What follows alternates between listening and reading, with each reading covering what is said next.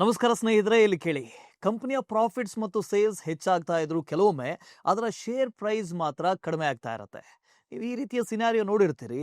ಇದು ನೋಡಿದಾಗ ಸ್ವಲ್ಪ ಆಶ್ಚರ್ಯ ಆಗತ್ತೆ ಅಲ್ವಾ? ಕೆಲವೊಮ್ಮೆ ಮಾರ್ಕೆಟ್ನಲ್ಲಿ ಕಂಪನಿಯ ಅರ್ನಿಂಗ್ ಸ್ಟ್ರಾಂಗ್ ಆಗಿದ್ರು ಕೂಡ ಸ್ಟಾಕ್ ಪ್ರೈಸ್ ಡೌನ್ ಆಗ್ತಾ ಇರುತ್ತೆ. ಇವತ್ತಿನ ಈ ವಿಡಿಯೋದಲ್ಲಿ ಕಳೆದ 3 ವರ್ಷಗಳಲ್ಲಿ ಪ್ರಾಫಿಟ್ಸ್ ಮತ್ತು ಸೇಲ್ಸ್ ಕನ್ಸಿಸ್ಟೆಂಟ್ಲಿ ಗ್ರೋ ಆಗ್ತಾ ಇದ್ರು ಸ್ಟಾಕ್ ಪ್ರೈಸ್ ಸುಮಾರು 30% ಗಿಂತ ಜಾಸ್ತಿ ಫಾಲ್ ಆಗಿರುವಂತ 3 ಕಂಪನಿಗಳ ಬಗ್ಗೆ ಮಾತನಾಡೋಣ. ಸೊ ಈ ಫಾಲ್ ಅಂದ್ರೆ ಜಸ್ಟ್ ಮಾರ್ಕೆಟ್ ಕರೆಕ್ಷನ್ನ ಅಥವಾ ಬಿಸ್ನೆಸ್ ಟೇಲ್ವಿಂಡ್ಸ್ ಕೂಡ ಸ್ಲೋ ಆಗೋದಕ್ಕೆ ಶುರು ಆಗಿದೆಯಾ ಅನ್ನೋದನ್ನ ಇವತ್ತಿನ ಈ ವಿಡಿಯೋದಲ್ಲಿ ಡೀಟೇಲ್ ಆಗಿ ಡಿಸ್ಕಸ್ ಮಾಡೋಣ. ಅದಕ್ಕೂ ಮೊದಲು ನೀವು ಇನ್ನೂ ನಮ್ಮ ಚಾನಲ್ನ ಸಬ್ಸ್ಕ್ರೈಬ್ ಮಾಡಿಲ್ಲ ಅಂದ್ರೆ ಈಗಲೇ ಸಬ್ಸ್ಕ್ರೈಬ್ ಮಾಡಿ, ವಿಡಿಯೋ ಲೈಕ್ ಮಾಡೋದನ್ನ ಮರಿಬೇಡಿ. ಏನಾದರೂ ಡೌಟ್ಸ್ ಇದ್ರೆ ಕಮೆಂಟ್ ಮಾಡಿ. Let's begin.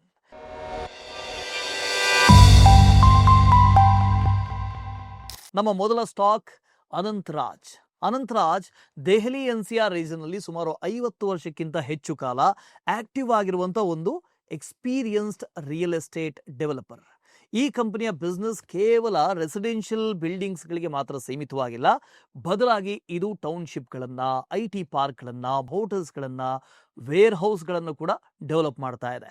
ಈಗ ಅಟ್ ಪ್ರೆಸೆಂಟ್ ರಿಯಲ್ ಎಸ್ಟೇಟ್ನ ಜೊತೆಗೆ ಈ ಕಂಪನಿ ಡೇಟಾ ಸೆಂಟರ್ ಮತ್ತು ಕ್ಲೌಡ್ ಸರ್ವಿಸ್ ಸ್ಪೇಸ್ ನಲ್ಲೂ ಕೂಡ ಕೆಲಸ ಮಾಡ್ತಾ ಇದೆ. ಅಕ್ಟೋಬರ್ 2024ರಲ್ಲಿ ಕಂಪನಿ ತನ್ನದೇ ಕ್ಲೌಡ್ ಪ್ಲಾಟ್ಫಾರ್ಮ್ ಅಶೋಕ್ ಕ್ಲೌಡ್ ಅನ್ನ ಲಾಂಚ್ ಮಾಡಿತು. ಇದರ ಮೂಲಕ ಕಂಪನಿ ತನ್ನ ಇನ್ ಹೌಸ್ ಟೆಕ್ನಾಲಜಿಯನ್ನು ಬಳಸಿಕೊಂಡು ಕ್ಲೌಡ್ ಸ್ಟೋರೇಜ್ ಮತ್ತು ಕಂಪ್ಯೂಟಿಂಗ್ ಸರ್ವಿಸಸ್ ಅನ್ನು ಕೊಡುವಂತ ಉದ್ದೇಶವನ್ನು ಕೂಡ ಇಟ್ಕೊಂಡಿದೆ.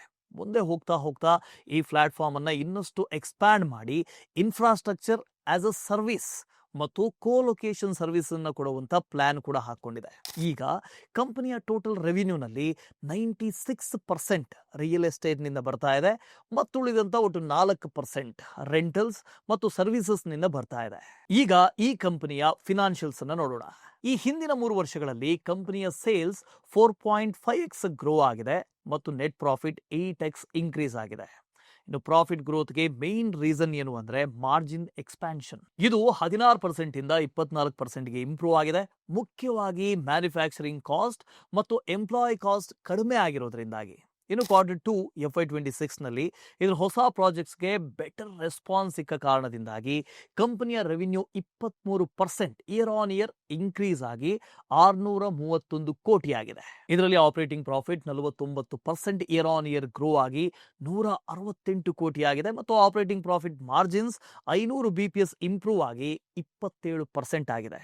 ಇದರ ಜೊತೆಗೆ ಸ್ಟ್ರಾಂಗ್ ಸೇಲ್ಸ್ ಗ್ರೋತ್ ಮತ್ತು ಬೆಟರ್ ಆಪರೇಟಿಂಗ್ ಎಫಿಷಿಯನ್ಸಿ ಕಾರಣಕ್ಕಾಗಿ ನೆಟ್ ಪ್ರಾಫಿಟ್ ಕೂಡ 30% ಇಯರ್ ಆನ್ ಇಯರ್ ಇನ್ಕ್ರೀಸ್ ಆಗಿ 138 ಕೋಟಿ ಆಗಿದೆ. ಈಗ ಗ್ರೋತ್ ಔಟ್ಲುಕ್. ಕಂಪನಿ ಈಗ ತನ್ನ ಬಿಸ್ನೆಸ್ ಅನ್ನ ರಿಯಲ್ ಎಸ್ಟೇಟ್ಗೆ ಮಾತ್ರ ಲಿಮಿಟ್ ಮಾಡ್ಕೊಂಡಿಲ್ಲ, ಸೀಮಿತ ಮಾಡ್ಕೊಂಡಿಲ್ಲ. ಬದಲಾಗಿ ಡೇಟಾ ಸೆಂಟರ್, ಅದ್ರ ಜೊತೆಗೆ ಕ್ಲೌಡ್ ಬಿಸ್ನೆಸ್ಗೂ ಕೂಡ ಅಗ್ರೆಸಿವ್ ಆಗಿ ಎಕ್ಸ್ಪ್ಯಾಂಡ್ ಮಾಡಿದೆ, ಎಂಟ್ರಿ ಆಗಿದೆ. ಈಗಾಗಲೇ company around 28 megawatt capacity operational ಆಗಿದೆ. ಮುಂದಿನ 4 ರಿಂದ 5 ವರ್ಷಗಳಲ್ಲಿ ಇದನ್ನ 307 ಮೆಗಾವ್ಯಾಟ್ ವರೆಗೆ ಸ್ಕೇಲ್ ಅಪ್ ಮಾಡುವಂತ ಪ್ಲಾನ್ ಅನ್ನು ಕೂಡ ಹಾಕೊಂಡಿದೆ. ಇನ್ನು ಕಂಪನಿ ಈ ಸೆಗ್ಮೆಂಟ್ ನಿಂದಾಗಿ FY27ಗೆ ಅಂದ್ರೆ ಫಿನಾನ್ಷಿಯಲ್ ಇಯರ್ 2027ಕ್ಕೆ 1200 ಕೋಟಿ ರೆವಿನ್ಯೂ ಅನ್ನ ಟಾರ್ಗೆಟ್ ಮಾಡ್ತಾ ಇದೆ.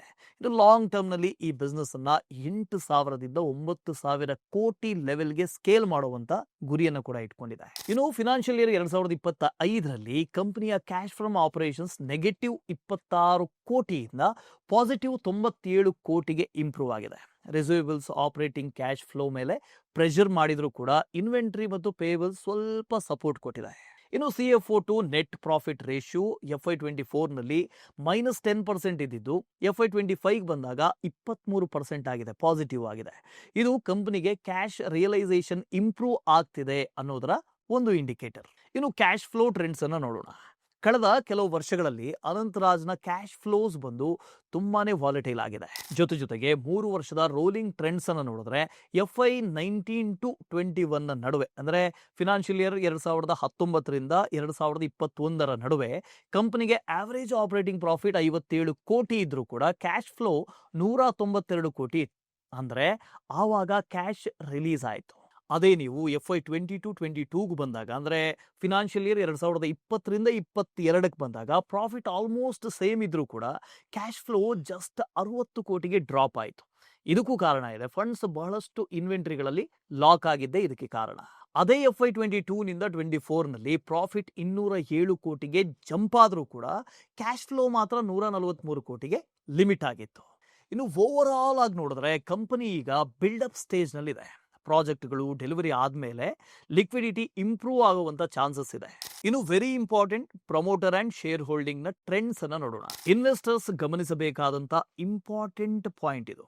ಕಳೆದ ಕೆಲವು ವರ್ಷಗಳಲ್ಲಿ ಪ್ರಮೋಟರ್ ಶೇರ್ ಹೋಲ್ಡಿಂಗ್ಸ್ ನಿಧಾನವಾಗಿ ಕಡಿಮೆ ಆಗ್ತಾ ಹೋಗ್ತಾ ಇದೆ. ಮಾರ್ಚ್ 2022ರಲ್ಲಿ ಪ್ರಮೋಟರ್ ಹೋಲ್ಡಿಂಗ್ 64.99% ಇದ್ದಿದ್ದು, ಅದೇ ಅಕ್ಟೋಬರ್ 2025ಕ್ಕೆ ಬಂದಾಗ ಅದು ಕಡಿಮೆ ಆಗ್ತಾ 57%ಗೆ ಇಳಿದಿದೆ.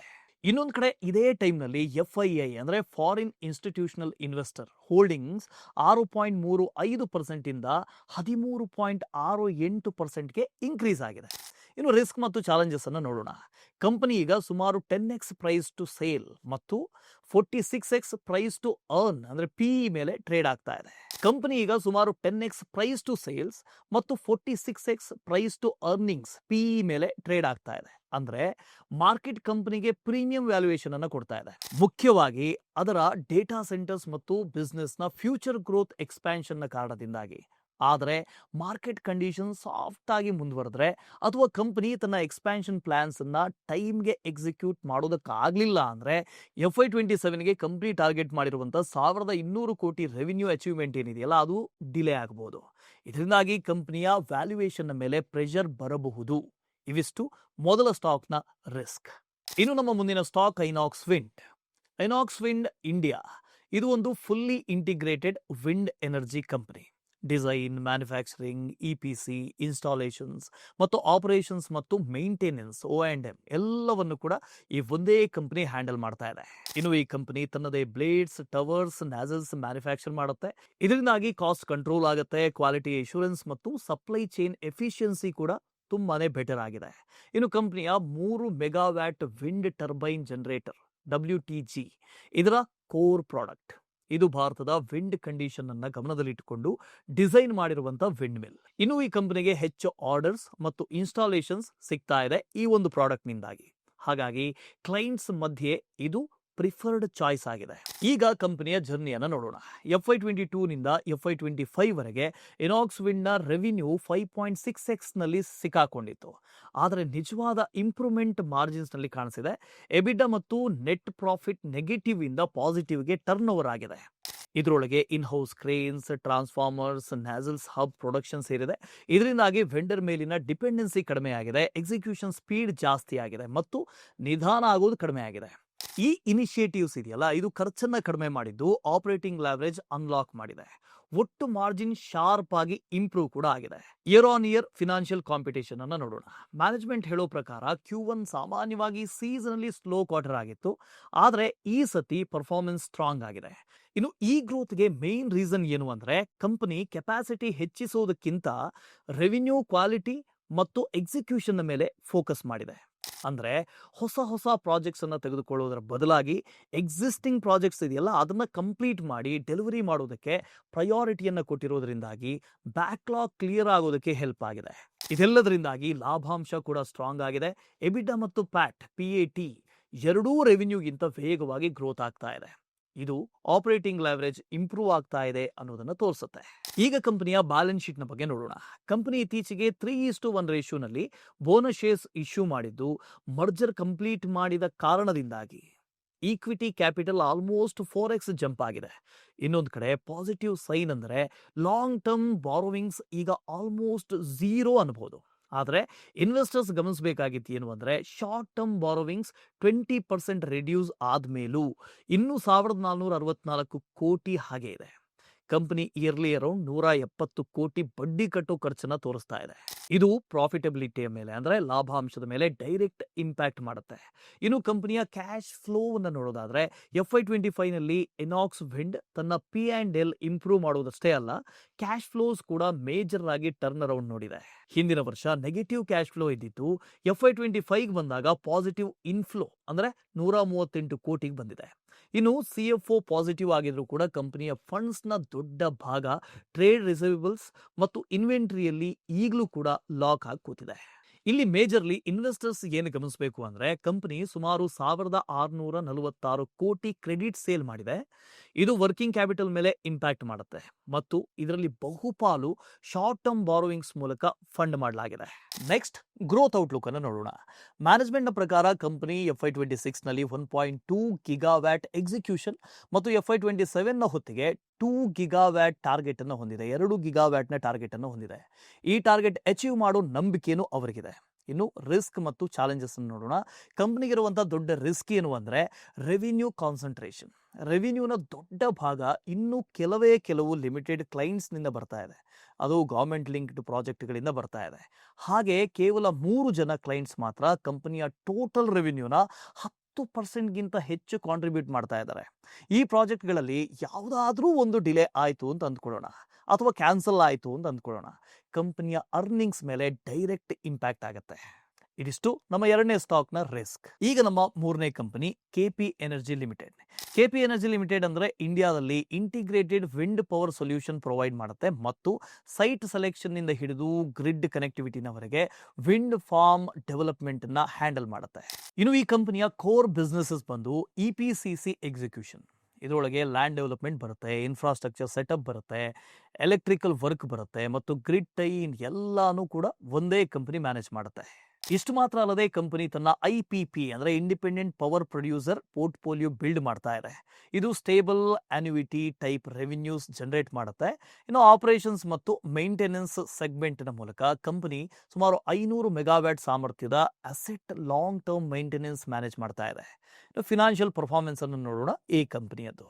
FY22 ನಿಂದ FY25 ನವರೆಗೆ ಕಂಪನಿಯ ರೆವಿನ್ಯೂ 3.75x ಗ್ರೋ ಆಗಿದೆ. ಇನ್ನು EBITDA 5.24x ಮತ್ತು PAT profit after tax 6.31x increase ಆಗಿದೆ. ಈ ಗ್ರೋತ್ಗೆ ಮೇನ್ ಡ್ರೈವರ್ ಆಪರೇಷನಲ್ ಎಕ್ಸಲೆನ್ಸ್. ಇದರಿಂದಾಗಿ operating profit margin 580 BPS improve ಆಯಿತು.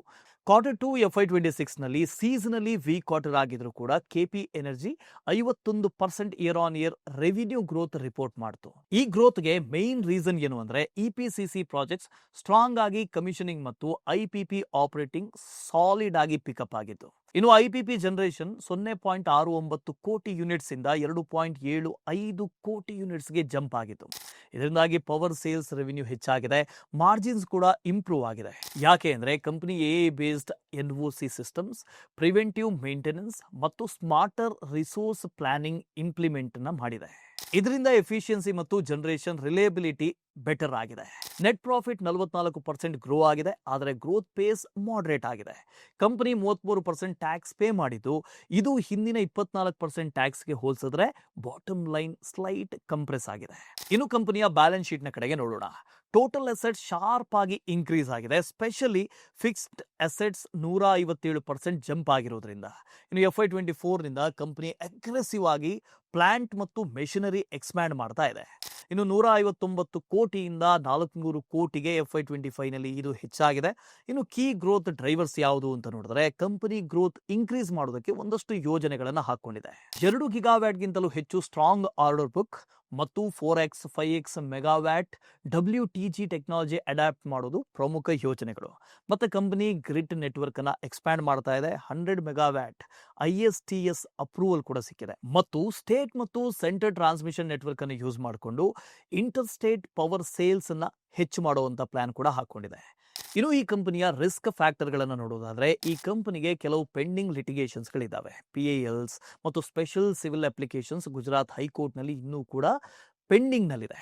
ಆದರೆ ಇದ್ಯಾವುದು ಕೂಡ ಇಂಪ್ಯಾಕ್ಟ್ ಆಗೋದಿಲ್ಲ ಅಂತ ಮ್ಯಾನೇಜ್ಮೆಂಟ್ ಹೇಳ್ತಾ ಇದೆ. ಆದರೆ ಕಾಂಟಿಂಜೆಂಟ್ ಲಯಬಿಲಿಟೀಸ್ ಕಾರಣದಿಂದಾಗಿ ಆಪರೇಷನಲ್ ಮತ್ತು ಫಿನಾನ್ಷಿಯಲ್ ಅನ್ಸರ್ಟಿನಿಟಿ ಇರೋದು ಕಾಣಿಸ್ತಾ ಇದೆ. ಮತ್ತೊಂದು ಮೇಜರ್ ರಿಸ್ಕ್ ಯಾವುದು ಅಂದ್ರೆ ರೆವಿನ್ಯೂ ಕಾನ್ಸಂಟ್ರೇಷನ್. EPCC ಮೇಲೆ ಹೆಚ್ಚು ಡಿಪೆಂಡ್ ಆಗಿದ್ದಾರೆ. ಆದ್ದರಿಂದ ಸೆಕ್ಟರ್ ಸ್ಪೆಸಿಫಿಕ್ ಸ್ಲೋಡೌನ್ ನ ಸಮಯದಲ್ಲಿ ಕಂಪನಿ ವಲ್ನರೇಬಲ್ ಆಗಿರಬಹುದು. IPP ಹೈ ಮಾರ್ಜಿನ್, ಇನ್ನು ಫಾಸ್ಟ್ ಗ್ರೋಯಿಂಗ್ ಆಗಿದ್ರೂ ಕೂಡ ಟೋಟಲ್ ಟರ್ನ್ ಅರೌಂಡ್ ಸಣ್ಣ ಪೋರ್ಷನ್ ಮಾತ್ರ ಕಾಂಟ್ರಿಬ್ಯೂಟ್ ಮಾಡ್ತಾ ಇದೆ. ಆದ್ದರಿಂದ ಡೈವರ್ಸಿಫಿಕೇಶನ್ ರಿಸ್ಕ್ ಇನ್ನೂ ಕೂಡ ಹಾಗೆ ಇದೆ. ಸೊ ಇದು ನಮ್ಮ ಕೊನೆಯ ಸ್ಟಾಕ್ ನ ಬಗ್ಗೆ. ಈ ವಿಡಿಯೋದಲ್ಲಿ ನಾವು 3 ಸ್ಟಾಕ್ಸ್ ನ ಬಗ್ಗೆ ನೋಡಿದ್ವಿ. ಇದರ ಪ್ರಾಫಿಟ್ ಹೆಚ್ಚುತ್ತಾ ಇದೆ, ಆದರೆ ಸ್ಟಾಕ್ ಪ್ರೈಸ್ ಮಾತ್ರ ಕಡಿಮೆ ಆಗ್ತಾ ಇದೆ. ಈಗ ನೀವೇ ಹೇಳಿ, ಈ 3ರಲ್ಲಿ ಯಾವ ಸ್ಟಾಕ್ಸ್ಗೆ ವ್ಯಾಲ್ಯೂಯೇಷನ್ ಮತ್ತು ಲಾಂಗ್ ಟರ್ಮ್ ಗ್ರೋತ್ ಪೊಟೆನ್ಷಿಯಲ್ ಇದೆ? ಕಮೆಂಟ್ ಮಾಡಿ ತಿಳಿಸಿ.